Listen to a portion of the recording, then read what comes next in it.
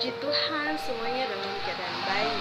Nah, sebelum kita masuk dalam pembelajaran, alangkah baiknya kita berdoa dulu agar pembelajaran kita pelajari dapat bermanfaat untuk kita semua. Oke, mari kita berdoa.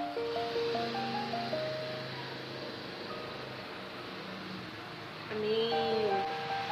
Nah, pada hari ini kita akan belajar tema 2 yaitu persatuan dan perbedaan, dan subtema 1 yaitu rukun dalam perbedaan. Tujuan pembelajaran kita pada hari ini yaitu yang pertama, adik-adik semua bisa mengetahui tentang makna proklamasi kemerdekaan. Yang kedua, adik-adik bisa mengetahui dan mengaitkan informasi peta pikiran. Yang ketiga, adik-adik bisa mengetahui ciri-ciri tumbuhan dan habitatnya. Nah, oke, langsung saja kita masuk dalam pembelajaran 1, subtema 1 yaitu rukun dalam perbedaan. Nah, adik-adik semua, ibu mau tanya, siapa yang tahu apa ini? Semuanya pintar. Ini adalah bendera merah putih. Nah, sekarang ibu mau tanya, kapan bendera merah putih dikibarkan? Ya, betul, yaitu 17 Agustus. Kemudian, apa makna merah putih bagi Indonesia? Nah, makna bendera merah putih yaitu bendera merah putih merangkum nilai-nilai kepahlawanan, patriotisme, dan nasionalisme. Kemudian bendera merah putih dari segi sejarah, bendera merah putih memiliki makna yaitu merah berarti berani dan putih artinya suci. Selanjutnya, proklamasi kemerdekaan menjadi tonggak sejarah bagi perjuangan bangsa Indonesia. Meskipun terdiri atas suku yang berbeda, rakyat Indonesia bersatu dalam memproklamirkan kemerdekaan negara Indonesia. Nah, adik-adik semua, setiap tanggal 17, rakyat Indonesia selalu mendengar petugas upacara membacakan teks proklamasi. Sebagian rakyat juga bisa mendengarkannya dari radio atau dari tempat lain. Teks proklamasi yang dibacakan memiliki sejarah bagi bangsa Indonesia. Teks tersebut adalah teks proklamasi kemerdekaan negara Indonesia. Amatilah tulisan berikut.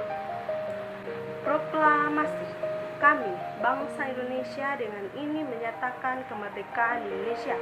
Hal-hal yang mengenai pemindahan kekuasaan dan lain-lain diselenggarakan dengan cara seksama dan dalam tempo yang sesingkat-singkatnya. Jakarta, 17 Agustus 1945, atas nama bangsa Indonesia, Soekarno-Hatta. Nah, setelah mengamati teks proklamasi, apa yang adik-adik ketahui tentang teks tersebut? Selanjutnya, hal apa yang ingin kamu ketahui tentang teks tersebut? Nah, diskusikanlah jawabanmu secara berkelompok. Adik-adik bisa mendapatkan informasi tambahan tentang sejarah teks proklamasi kemerdekaan setelah kamu mempelajarinya. Nah, proklamasi kemerdekaan Indonesia. Proklamasi kemerdekaan dilakukan pada tanggal 17 Agustus 1945 yang menjadi peristiwa penting bagi bangsa Indonesia. Peristiwa tersebut menjadi tonggak sejarah di mana bangsa Indonesia berhak atas kemerdekaan dan wajib mempertahankannya, yang diawali dengan dijatuhkannya bom atom oleh tentara Amerika Serikat pada tanggal 6 Agustus 1945 di kota Hiroshima dan pada tanggal 9 Agustus 1945 di kota Nagasaki. Dan di Jepang akhirnya menyerah kepada tentara sekutu. Peristiwa ini dijadikan kesempatan oleh bangsa Indonesia untuk segera membebaskan diri dari penjajahan bangsa Jepang. Nah, teks proklamasi ditulis di Rumah Laksamana Tadashi Maeda di Jalan Imam Bonjol nomor 1, dan para penyusun teks proklamasi adalah Insinyur Soekarno, Muhammad Hatta, dan Ahmad Subarjo. Kemudian, konsep teks proklamasi ditulis oleh Insinyur Soekarno. Saat itu hadir pula M. Dia dan Sayuti Melik, Soekarni, dan Swidiro. Karni menyusulkan agar yang menandatangani teks proklamasi itu adalah Insinyur Soekarno dan Muhammad Hatta atas nama bangsa Indonesia. Teks proklamasi diketik oleh Sayuti Melik.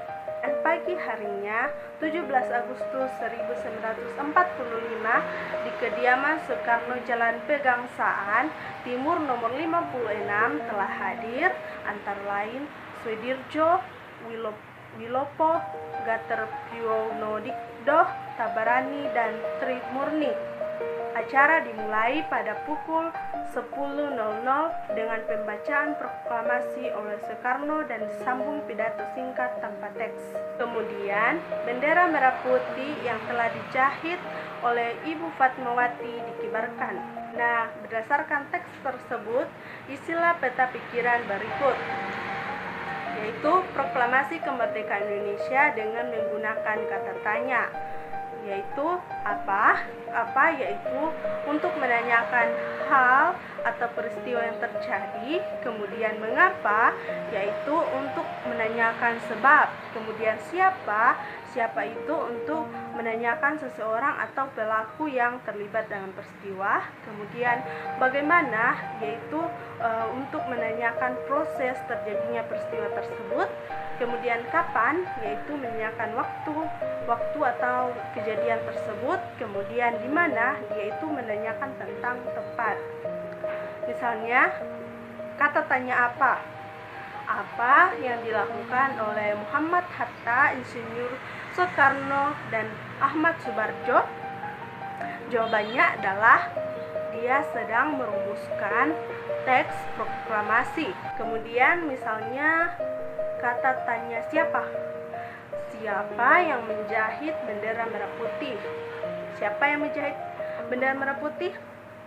Ya, yaitu Ibu Fatmawati. Nah, tugas kalian yaitu menulis di buku masing-masing tentang peta pikiran pada proklamasi kemerdekaan. Nah, menjelang proklamasi kemerdekaan, perbedaan daerah, agama, dan suku bangsa bukanlah penghalang bagi generasi muda dan generasi tua untuk berkumpul.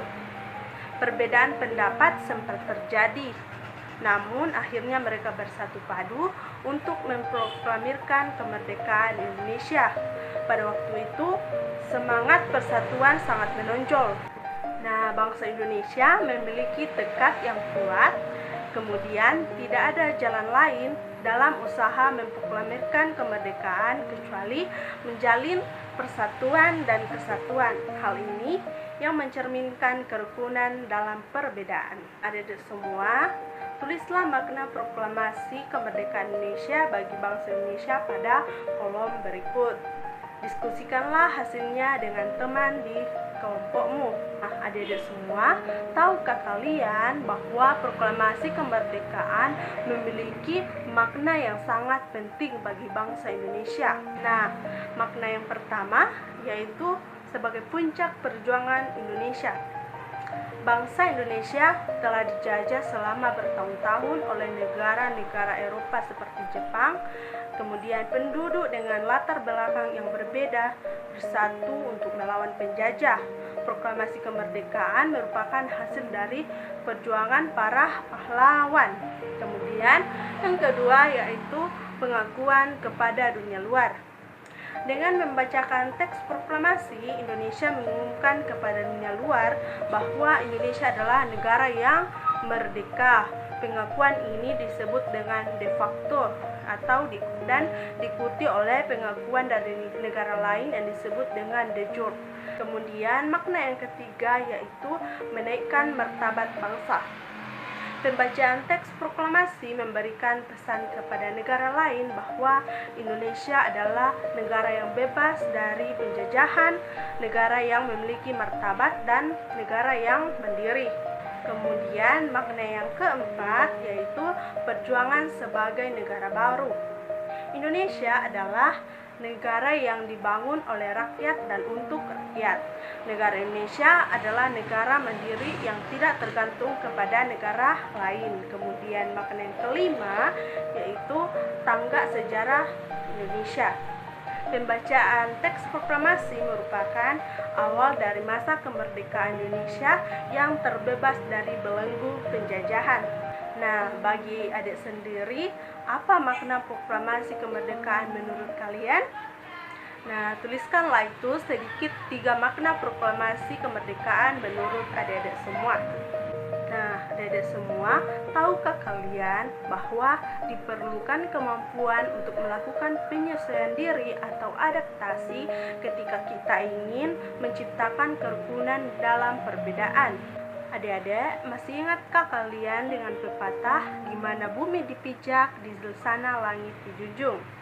Pepatah ini mempunyai makna apabila kita berada di tempat yang baru, maka kita perlu menyesuaikan diri dengan keadaan setempat agar kita bisa diterima dan dapat hidup berdampingan dengan damai. Nah, hal ini juga berlaku pada tumbuhan. Agar keberlangsungan hidupnya terjamin, maka tumbuhan harus mampu melakukan adaptasi sesuai dengan kondisi lingkungannya. Nah, bagaimanakah cara tumbuhan beradaptasi? Ayo kita pelajari bersama. Tahukah kalian bunga teratai? Tanaman ini tumbuh di air. Agar dapat menyesuaikan diri, tanaman ini memiliki akar di bawah air. Tangkai daunnya tumbuh menjalar sehingga daun teratai dapat mengapung di air. Nah, daun teratai bundar dan lebar. Fungsinya adalah agar daun dapat menyerap cahaya matahari sebanyak-banyaknya. Hal ini akan berdampak saat penguapan air dan berfotosintesis. Daun teratai memiliki larutan yang bermanfaat sebagai pembersih daun. Kemudian, teratai memiliki batang dengan rongga di dalamnya. Rongga ini berfungsi untuk membawa oksigen ke batang dan akar. Meskipun akar berada dalam air, akar masih tetap dapat bernafas. Nah, adik-adik semua, dari bacaan bunga teratai tadi, adik-adik semuanya bisa membuat lagi kalimat tanya dalam peta pikiran dengan menggunakan kalimat tanya apa, mengapa, siapa, bagaimana, kapan, dan di mana. Kemudian tuliskan pertanyaan beserta dengan jawabannya. Misalnya kalimat tanya apa? Apa yang dilakukan bunga teratai untuk mengadaptasikan dirinya dalam air? Jawabannya yaitu bunga teratai mengadaptasikan dirinya dengan menggunakan batangnya yang berongga pada saat dia di dalam air. Kemudian silakan adik-adik lanjutkan dengan menggunakan kalimat tanya yang lain pada bunga teratai. Kemudian tulislah laporan berdasarkan informasi yang adik-adik tulis pada peta pikiran. Kalian bisa menyampaikan tulisanmu kepada teman dalam kelompokmu, kemudian menyerahkannya kepada guru. Seperti tumbuhan, manusia memiliki cara berbeda dalam beradaptasi. Perbedaan yang ada bukan untuk dipermasalahkan, namun untuk disyukuri. Karena Tuhan menciptakan kita berbeda-beda agar kita saling mengenal dan saling menghargai. Perbedaan merupakan sebuah anugerah. Nah, pembelajaran kali ini apa saja yang adik-adik pelajari dari kegiatan hari ini? Kemudian hal apa yang paling menarik yang kamu pelajari? Nah, tugas kalian di rumah adalah kerjakanlah ini bersama dengan orang tua, yaitu perhatikan lingkungan di sekitar rumahmu. Bagaimana tanaman di sekitar beradaptasi? Diskusikanlah itu bersama orang tuamu, lalu sampaikan hasilnya kepada guru dan temanmu pada minggu depan. Sekian materi kita pada hari ini. Selamat siang.